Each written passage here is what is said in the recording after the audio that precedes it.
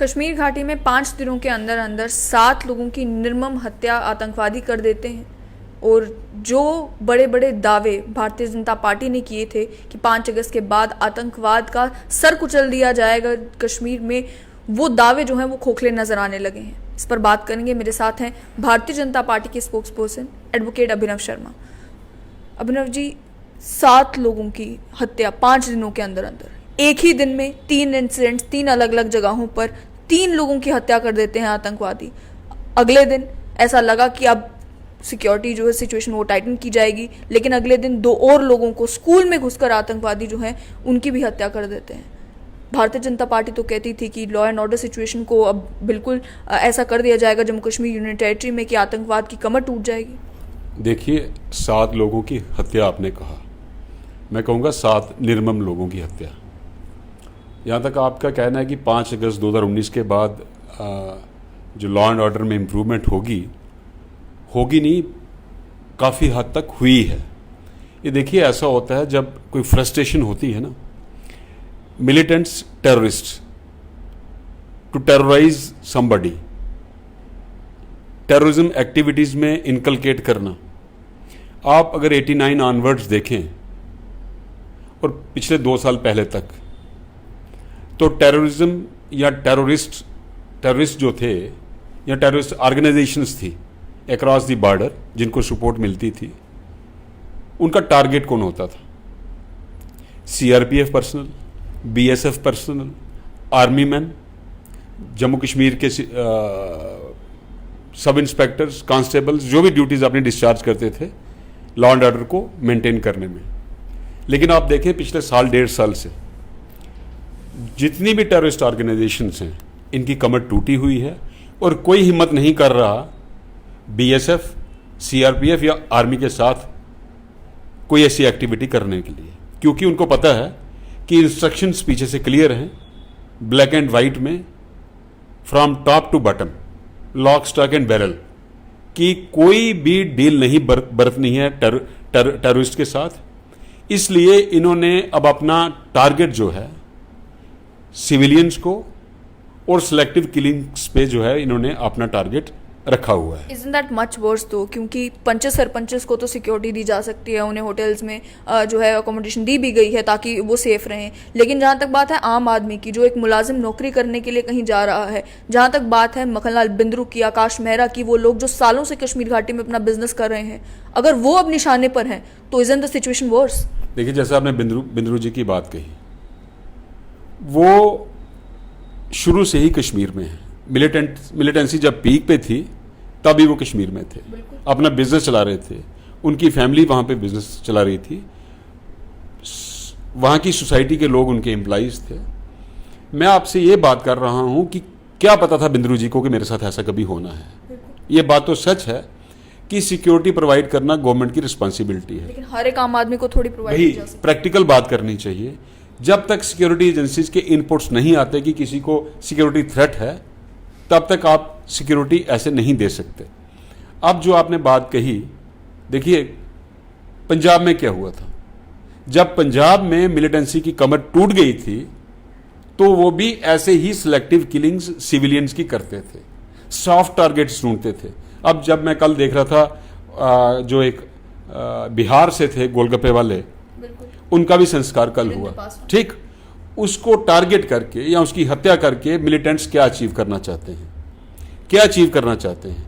या कल एक प्रिंसिपल, लेडी प्रिंसिपल जो थी एक पर्टिकुलर स्कूल की, सफा कदल में, उनकी किलिंग करके मिलिटेंट्स क्या जतलाना चाहते हैं, क्या एग्जिबिट करना चाहते हैं, क्या अचीव करना चाहते हैं। एक निहत्थी लेडी को इन्होंने टारगेट किया। मतलब अगर आप आर्म्स एंड एमिनेशंस लेके एक टीचर, एक अध्यापक, वो भी एक फीमेल, उसको टारगेट कर रहे हैं, तो आप अपनी कमजोरी बता रहे हैं कि अब हमारे हाथ खड़े हो चुके हैं। chaotic situation इस तरीके से कि पहले आपको मालूम था कि ये लोग टारगेट्स हो सकते हैं, जो पॉलिटिकल वर्कर्स हैं, जो पंच सरपंचेस हैं, जो लोग जम्मू कश्मीर में जो है वो ग्रास रूट डेमोक्रेसी को स्ट्रेंथन करने का काम कर रहे हैं। अब तो कोई भी आम आदमी जो है वो सेफ नहीं फील करेगा, बिकॉज अगर किसी रेड़े वाले पर अटैक हो सकता है, कोई स्कूल की प्रिंसिपल पर अटैक हो सकता है, वो भी स्कूल में घुसकर तो कोई भी व्यक्ति जो है, खासतौर पर जो कश्मीरी पंडित कम्युनिटी के लोग कश्मीर घाटी में काम कर रहे हैं, वो कैसे सेफ फील करेंगे? देखिए, अभी आपने पिछले दिनों देखा 15 अगस्त को हर एक स्कूल, हर एक गवर्नमेंट इंस्टीट्यूशंस में तिरंगा लहराया गया। बिल्कुल ठीक, ये भी एक फ्रस्ट्रेशन है, ये भी एक फ्रस्ट्रेशन है। मैं जैसे आपको कह रहा था कि जब आप इस निचले स्तर पे पहुंच जाते हैं कि आप एक अध्यापक को, वो भी एक फीमेल प्रिंसिपल को आप टारगेट करना चाहते हैं, करते हैं, तो इससे क्या जाहिर होता है कि आप आर्मी, बीएसएफ, सीआरपीएफ और जेकेपी से आप मुकाबला नहीं कर सकते। आपकी कमर टूट चुकी है। अब आपने न्यूज़ पढ़ी आज, एलजी साहब कहाँ हैं? दिल्ली में हैं। आप मंडे से ही इसके काउंटर रिएक्शंस देखेंगे। किसी को कोई अप्रीहेंड, कोई प्री सुपोज या एंटीसिपेट नहीं कर सकता कि कल को एक किराने वाले को कोई आके टारगेट करेगा। ठीक, अब जब इनकी जो सोच है मिलिटेंट ऑर्गेनाइजेशंस की, जो डिफरेंट टेररिस्ट की, जो भी हैं जिन्होंने ये कार्य किया है, अगर इनकी सोच इतनी नीचे आ सकती है तो सिक्योरिटी एजेंसीज को भी, गवर्नमेंट को भी अपनी सोच बदलनी पड़ेगी। और सोच जो बदली जाएगी वो आपको मंडे ट्यूसडे से आपको इसका मैसेज बड़ा लाउड और क्लियर मिलेगा। जैसे अभी आपका एलजी साहब ने परसों मैसेज दिया है कि एक एक आंसू का हम हिसाब चुकाएंगे। ये भूल जाएं कि यहां पे नेशनल कॉन्फ्रेंस या कांग्रेस की सरकार जम्मू कश्मीर में है या केंद्र में कमजोर सरकार है। ये वो सरकार है जो एक एक आंसू का पूरा हिसाब लेगी और बड़ी जल्द लेगी। लेकिन अभिनव जी, अभी कश्मीरी पंडित कम्युनिटी में भी ये बात चल पड़ी है, वो चाहते हैं कि जो कश्मीरी पंडित कश्मीर घाटी में काम कर रहे हैं, कि आपको नहीं लगता कि given the situation that exist in the valley right now, उनके लिए भी ट्रांसफर पॉलिसी होनी चाहिए? देखिए, ये पॉलिसी मैटर्स हैं। एक पीएम पैकेज में जब एम्प्लॉयमेंट मिलती है तो वहां कंडीशन ये थी कि आपको वहीं पे सर्व करना है, राइट? ये कंडीशन ऑफ रिक्रूटमेंट है। अब इस कंडीशन को अगर बदलना है तो एक पॉलिसी डिसीजन सेंट्रल गवर्नमेंट ने लेना पड़ेगा, क्योंकि क्या आप इसके हक में होंगे? देखिए, अगर आप बाय रोटेशन ट्रांसफर की बात करते हैं तो कल को अगर वो जो कश्मीरी पंडित पीएम पैकेज में वहां पे लगे हैं, वो ट्रांसफर करके, आपका कहने का मतलब है उनको जम्मू लाना चाहिए, तो जम्मू वालों को वहां भेजना चाहिए, तो टारगेट तो फिर भी टेररिस्ट का कोई भी हो सकता है। इसके लिए कंक्रीट पॉलिसी बनानी पड़ेगी और टेररिज्म के खिलाफ जिनकी कमर ऑलरेडी टेररिस्ट की टूट चुकी है, इसको अब पॉइंट ब्लैंक खत्म करना पड़ेगा, ऑन स्लॉट इन पे लाना पड़ेगा ताकि ये सिविलियंस को टारगेट ना करें। और अगर किसी की, देखिए, right to life and liberty is enshrined under article 21 of the constitution of India, which is the most sacrosanct article inserted in the constitution by the founding fathers of the constitution nation. तो इससे ऊपर, इससे important right कोई नहीं है article में। किसी की लाइफ बचाना, किसी की लिबर्टी बचाना, अगर उसके लिए ट्रांसफर पॉलिसी बनानी पड़ेगी, अगर उसको बना के उनकी लाइफ और लिबर्टी सिक्योर होती है तो बनानी चाहिए। अभिनव जी, जिस तरीके का माहौल इस समय कश्मीर घाटी में है, भारतीय जनता पार्टी ने ही रिपीटेडली कहा कि हम चाहते हैं कश्मीरी पंडित्स वापस से कश्मीर में रिसेटल हों। और अगर सुप्रीम कोर्ट में भी केंद्र सरकार ये कहती है कि 2021 में लगभग 2000 कश्मीरी पंडित्स जो हैं वो कश्मीर घाटी वापस जाएंगे, अभी के हालातों को देखकर, जहां पर कश्मीरी पंडित परिवार भी जो हैं, वो भी जो सालों से कश्मीर में रह रहे थे, जिन्होंने कश्मीर घाटी को तब भी नहीं छोड़ा जिस समय पीक मिलिटेंसी थी 90s में, अगर वो भी अब अपने बैग्स पैक कर रही हैं, जो कि बातें भी चल रही हैं, तो क्या आपको लगता है मुमकिन हो पाएगा कि कश्मीरी पंडित्स जो हैं वापस कश्मीर घाटी में सेटल हो सकें? और जो गवर्नमेंट ऑफ इंडिया ने सुप्रीम कोर्ट के सामने कहा है कि 2000 कश्मीरी पंडित्स वापस 2021 में कश्मीर घाटी जाएंगे, वो अब पॉसिबल हो पाएगा? देखिए, मैंने आपको अभी कहा कि आप 2-4 दिन सिर्फ वेट कीजिए, आपको इसकी रिएक्शन नेक्स्ट वीक से पता चल जाएगी। आप कश्मीरी पंडित कम्युनिटी की बात कर रहे हैं, मैं ऑन कार्ड्स हूं, आपको ये एश्योर कर रहा हूं कि आप नियर फ्यूचर में देखेंगे, ना ही सिर्फ कश्मीरी पंडित, जम्मू का डोगरा भी कश्मीर में जाएगा और वो भी वहां सेटल होगा। ये 370 टूटा है, 35 से टूटा है, ये हिस्टोरिकल डिसीजंस हैं। ठीक, बड़ी शहादत कई बार देनी पड़ती है। अब कितने बीजेपी के कार्यकर्ताओं को टारगेट किया गया है, चाहे वो पंच हैं, सरपंच हैं, कारपोरेटर्स हैं, काउंसलर्स हैं, कोई भी हैं। ठीक, ये एक भी शहादत जो है ये बेकार नहीं जाएगी। 370 टूटने के पीछे कोई ऑब्जेक्ट था, उस ऑब्जेक्ट को देश के प्रधानमंत्री, देश के गृह मंत्री और भारतीय जनता पार्टी अचीव करके छोड़ेगी। उसके लिए चाहे हमें कुछ और भी सेक्रीफाइस अगर देने पड़े, हम देने के लिए तैयार हैं। अभिनव जी, सैक्रिफाइस की बात आप ज़रूर कर रहे हैं, लेकिन भारतीय जनता पार्टी का ही ये भी कहना था कि अब 370 टूटने के बाद भारी इन्वेस्टमेंट जो है वो कश्मीर घाटी में आएगी। लोग ये भी कहना शुरू हो गए हैं, जहां पर एक आम रेडी वाला अपने आप को कश्मीर घाटी में सेफ नहीं महसूस कर रहा, जो केवल वहां पर रोजी रोटी कमा रहा था, उसे अगर टारगेट किया जा सकता है तो कौन ये एक्सपेक्ट करेगा कि बड़े बड़े बिजनेसमैन यहां आकर अपना बिजनेस चलाएंगे। अगर कृष्णा ढाबा, जो कि सालों से कश्मीर घाटी में चल रहा था, उनके बेटे को टारगेट किया जा सकता है, मक्खनलाल बिंद्रू को टारगेट किया जा सकता है, जो कश्मीर के ही रहने वाले थे, मक्खनलाल बिंद्रू कश्मीर के ही रहने वाले थे, अगर उन्हें टारगेट किया जा सकता है तो नया इन्वेस्टर जो कहीं पर भी इन्वेस्ट कर सकता है वो कश्मीर क्यों आएगा? देखिए, हर काम के पीछे कोई ऑब्जेक्ट या मंशा होती है। ये जो कृष्णा ढाबा या ML बिंद्रू की बात आप कर रहे हैं, या और किलिंग्स जो हुई हैं, सिलेक्टिव किलिंग्स जैसे प्रिंसिपल की हुई है, टीचर की हुई है, ये इसलिए की जा रही है कि एक तो ये आर्मी, CRPF, BSF, JKP का मुकाबला नहीं कर सकते। दूसरा, इनको पता है 370 और 35 से टूटने के बाद जम्मू तो क्या कश्मीर में भी massive development in the form of industry, corporate sector आने वाला है। और ये इनकी फ्रस्ट्रेशन है टेररिस्ट की कि इससे पहले लोग वहां पे इन्वेस्ट करें, हम कुछ ऐसा करके बताएं कि वो लोग डिमोरलाइज हो जाएं। लेकिन इनकी फ्रस्ट्रेशन का हर्जाना तो आम आदमी को भुगतना पड़ रहा है, जिनके परिवार खत्म हो। इसमें कोई शक नहीं, ये शहादत है, ये शहादत दी हम लोगों ने। मैंने कहा बेकार नहीं जाएगी, एक एक आंसू का हिसाब लिया जाएगा और जो डेवलपमेंट होनी है वो होके रहेगी।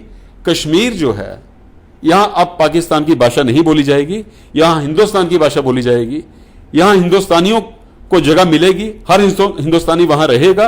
आप देखेंगे बड़ी जल्दी ये बदलाव आने वाला है। और भारतवर्ष के निवासी जो हैं, चाहे वो कश्मीरी पंडित हैं, डोगराज हैं, हिंदू हैं, मुस्लिम हैं, बिहार से हैं, कहीं से भी हैं, वो इन धमकियों से डरने वाले नहीं हैं। बड़ा बदलाव यहां पे आने वाला है। अभिनव जी, अनंतनाग में जो फायरिंग इंसिडेंट हुआ, जिसमें CRPF ने गोली चलाई, जब एक गाड़ी जो है वो नाके पर नहीं रुकी, सिग्नल किया गया, नंबर प्लेट नहीं थी उस गाड़ी पर, ये इंसिडेंट हुआ। उस इंसिडेंट के बाद जो व्यक्ति, परवेज अहमद खान उनका नाम अभी बताया जा रहा है, उनके परिवार में से मिलने के लिए महबूबा मुफ्ती जाने वाली थी। उनकी पार्टी की तरफ से सूत्रों का ये कहना है कि उन्हें वहां जाने नहीं दिया गया, उन्हें रोका गया, उन्हें परिवार से मिलने नहीं दिया गया। वो अब ये सवाल पूछ रहे हैं कि क्या जो रिमोर्स शो करना है वो केवल सिलेक्टिव परिवारों के लिए है? उनके परिवार का भी कोई गया है, क्या वहां जाने की इजाज़त नहीं मिलनी चाहिए? देखिए, बात ऐसी है, आपने कल महबूबा मुफ्ती की स्टेटमेंट देखी थी, वो क्या कह रही हैं? वो जिन लोगों ने शहादत दी, जिनकी सिलेक्टिव किलिंग्स टेररिस्ट ने की, उनके प्रति या उनके परिवार के प्रति कोई सहानुभूति नहीं है। वो इसमें भी सियासत कर रही हैं, वो इसमें भी सियासत कर रही हैं कि देखिए, सोच देखिए, उनका कहना था कि 90s वाले हालात यहां पे बनने जा रहे हैं। ये एक पॉलिटिकल लीडर की स्टेटमेंट है। ऐसे लीडर्स को ऐसी सिचुएशन में लोगों को गुमराह करने के लिए इजाजत मिलनी चाहिए। इस टाइम सिचुएशन कंट्रोल करने की बात है, एक कम्युनल हार्मोनी मेंटेन करने की बात है। ये लोग लोगों को प्रोवोक करते हैं ताकि इनकी सियासत जो डूबी हुई नैया में है उसको कोई सहारा मिल सके। लेकिन यही बात तो प्रोमिनेंट कश्मीरी पंडित, जो जर्नलिस्ट हैं, जो एक्टिविस्ट हैं, उन्होंने भी कही है, सेम बात कही है। देखिए, हर एक आदमी की अपनी परसेप्शन है, अपनी सोच है, लेकिन हमारी सोच जो है वो है कि सोसाइटी में कम्युनल हार्मनी होनी चाहिए, देश में शांति होनी चाहिए, लोगों की जान बचनी चाहिए। और ऐसी सिचुएशन पे लोगों के सेंटीमेंट्स जो हैं वो उनको मिसयूज करके, प्रोवोक करके अपनी सियासी रोटियां नहीं सीखनी चाहिए। ये हमारी सोच है। अभिनव जी, सियासत की क्योंकि आपने बात की, एक और मेजर डेवलप अगर कश्मीर से हटकर अब जम्मू की तरफ आए तो जम्मू में ये सुनने को मिल रहा है कि नेशनल कॉन्फ्रेंस के बड़े लीडर देवेंद्र सिंह राणा जो है वो हो सकता है भारतीय जनता पार्टी ज्वाइन करें। हालांकि उन्होंने इसके रिगार्डिंग अभी तक कोई स्टेटमेंट नहीं दिया है। आप क्योंकि भारतीय जनता पार्टी के स्पोक्स पर्सन हैं, आपसे जानना चाहूंगी, क्या भारतीय जनता पार्टी से कोई बातचीत हो रही है देवेंद्र सिंह राणा की? देखिए पल्लवी जी, यहाँ तक मेरा अपना सवाल है, ना मैं देवेंद्र राणा जी से मिला हूँ पिछले 2-3 महीनों में, ना मेरी फ़ोन पे बात हुई है, ना मैंने पार्टी में इस चीज़ की कोई चर्चा की है, और ना पार्टी ने ये चीज़ मेरे संज्ञान में लाई है।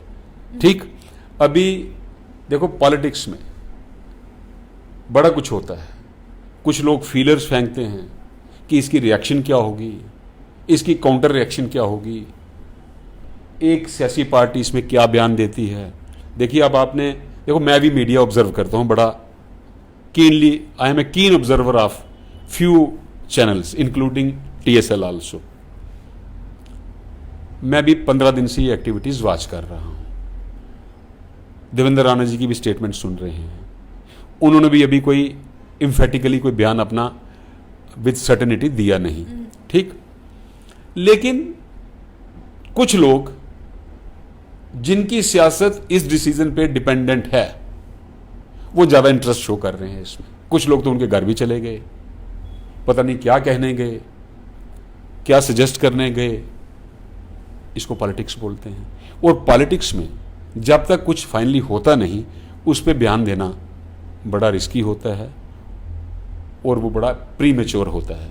मेरी इन्फॉर्मेशन के मुताबिक मुझे ऐसी कोई डेवलपमेंट आज तक पता नहीं लगी।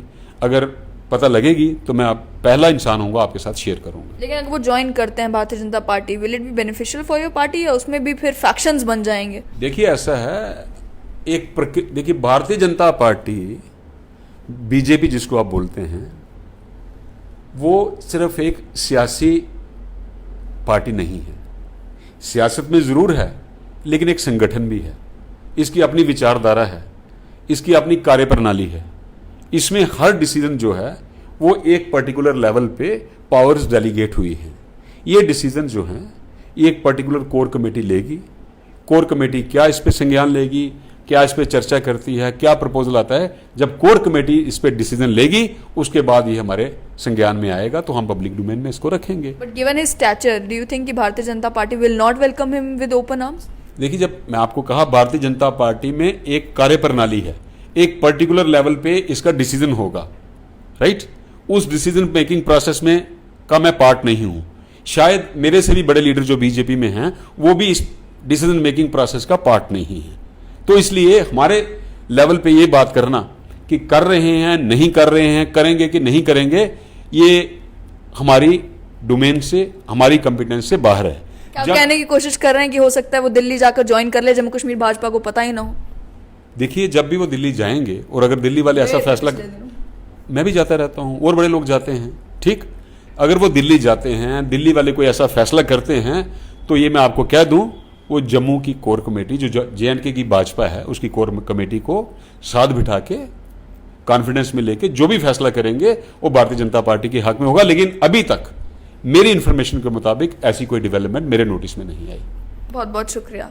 तो ये थे भारतीय जनता पार्टी के स्पोक्स पर्सन एडवोकेट अभिनव शर्मा, जिन्होंने बात की कश्मीर में हालातों को लेकर भी और जम्मू में जो सियासी हालात बने हैं उनको लेकर भी। कश्मीर घाटी को लेकर साफ तौर पर उन्होंने कहा कि आतंकियों की फ्रस्ट्रेशन देखने को मिल रही है, जिसका नतीजा ये है कि उन्होंने अब सॉफ्ट टारगेट्स को अटैक करना शुरू कर दिया है। लेकिन इन्होंने ये अश्योरेंस भी दी है भारतीय जनता पार्टी की तरफ से कि आने वाले 4-5 दिनों में माहौल कश्मीर घाटी में आपको बिल्कुल बदला हुआ नजर आएगा। इस तरीके के फैसले जो है वो सरकार लेगी।